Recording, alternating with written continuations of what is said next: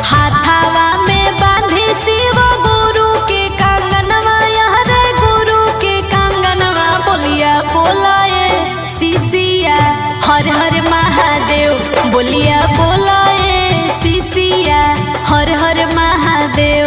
बोलिया बोलाए शिशिया हर हर महादेव, बोलिया बोलाए शिशिया हर हर महादेव।